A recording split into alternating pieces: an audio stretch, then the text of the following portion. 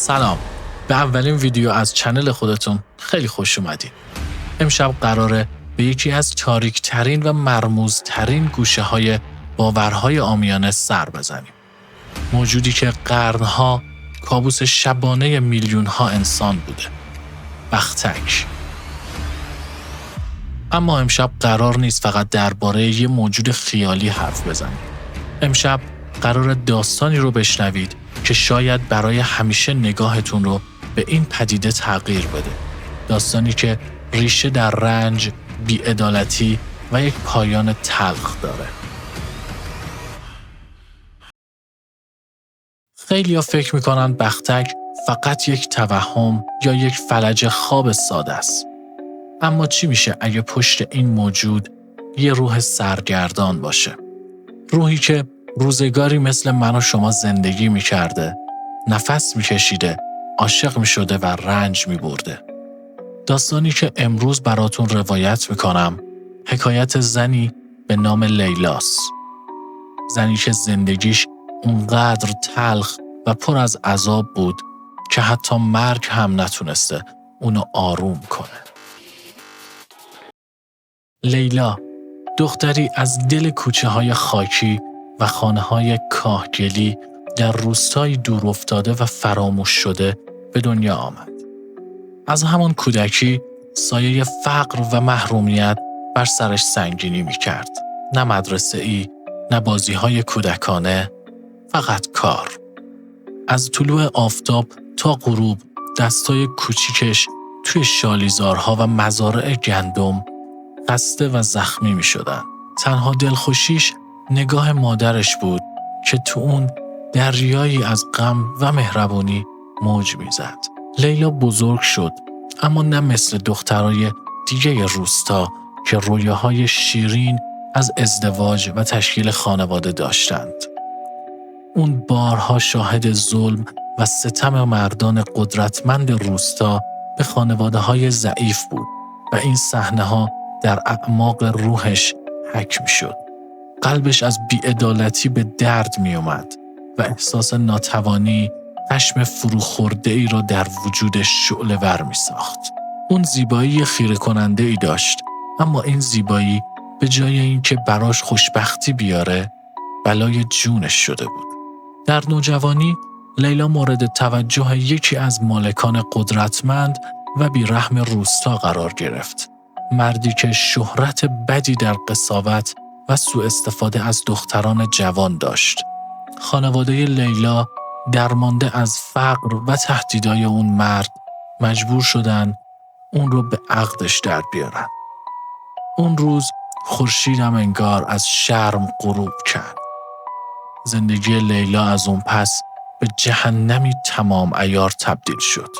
کتک، تحقیر و شب‌هایی که با اشک و ناتوانی به صبح می‌رسید.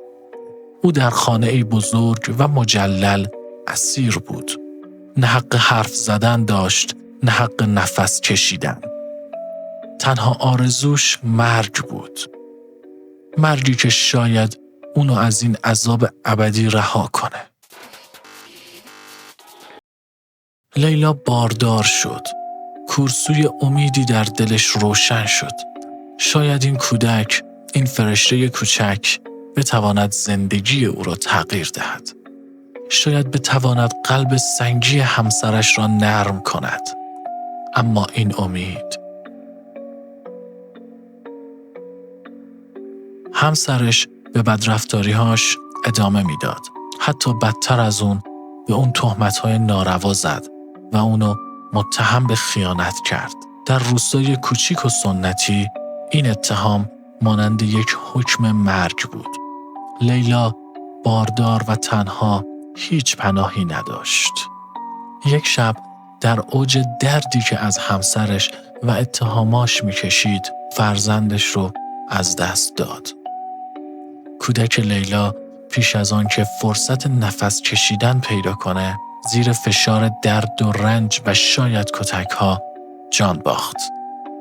این اتفاق ضربه نهایی بود. روحش شکست. لیلا تنها بود. بی کس، بی فرزند و بدون هیچ امیدی. در آن لحظه آرزو کرد که ای کاش هیچ وقت به دنیا نمی اومد. همسر لیلا که از جنون و خشم کور شده بود، اونو مقصر مرگ کودکشون می دونست. اون لیلا رو به سیاهچاله‌ای از اتهامات و تهدیدها کشوند. لیلا تصمیم گرفت که فرار کنه. فرار از این زندگی پر از عذاب. اون میخواست به خانه مادرش برگرده. اما قبل از اینکه فرصت پیدا کنه، توسط همسر و برادرانش که آبروی خانوادگی رو مهمتر از جان یک انسان میدونستند، دستگیر شد. اون شب در تاریکی مطلق اتفاقی افتاد که سرنوشت لیلا و پدیده بختک را برای همیشه به هم گره زد. آنها لیلا را به جای دور از روستا در میان دشت‌های خشک و بی انتها بردند. جایی که صدای جیغ‌هایش به گوش هیچ کس نمی رسید. در زیر نور کمفروغ ماه و در سکوت وحشتناک شب، لیلا به فجیح ترین شکل ممکن به قتل رسید. نه به ضرب خنجر، نه با طناب دار. اونا لیلا رو زنده در زیر تلی از خاک دفن کردند.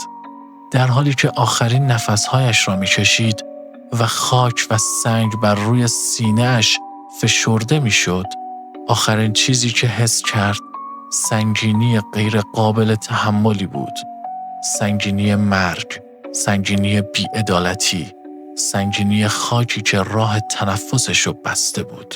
روح لیلا در اون لحظه آخر نه آرامش پیدا کرد و نه به آسمان پر کشید.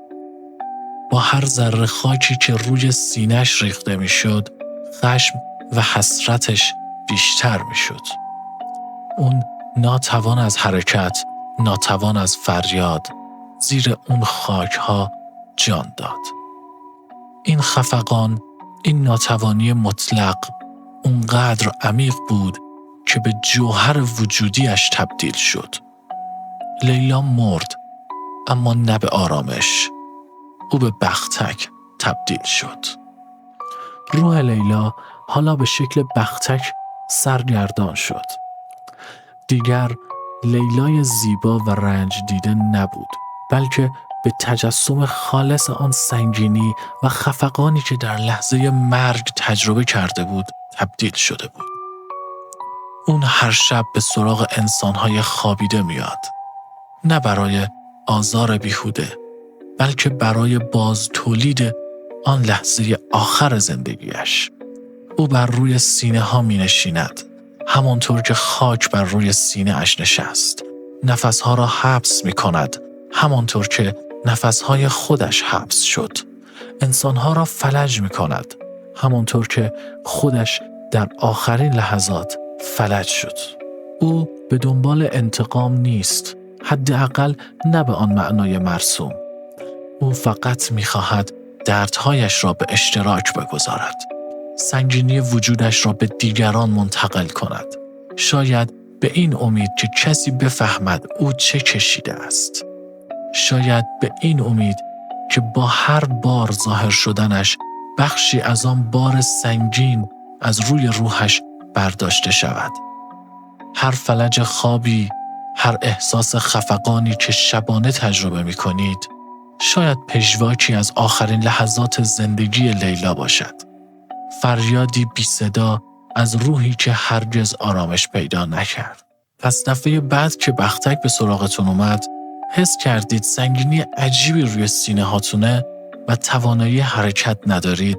به جای ترس، شاید بتونید لحظه‌ای به لیلا فکر کنید. بزنید که زندگیش پر از عذاب بود و مرگش پایان کارش نبود، بلکه آغاز یک کابوس ابدی برای خودش و شاید برای ما شد. این بود داستان لیلا، زنی که به بختک تبدیل شد. امیدوارم این روایت نگاه متفاوتی به این پدیده به شما داده باشه. حتما توی کامنت ها بهمون بگید که شما هم تجربه ای از بختک داشتید یا نه، و اگه داشتید چطوری بوده. ممنون که تا پایان همراه ما بودید. شب بخیر و امیدوارم خوابهای آرومی داشته باشید. البته تا زمانی که لیلا به سراغتون نیاد.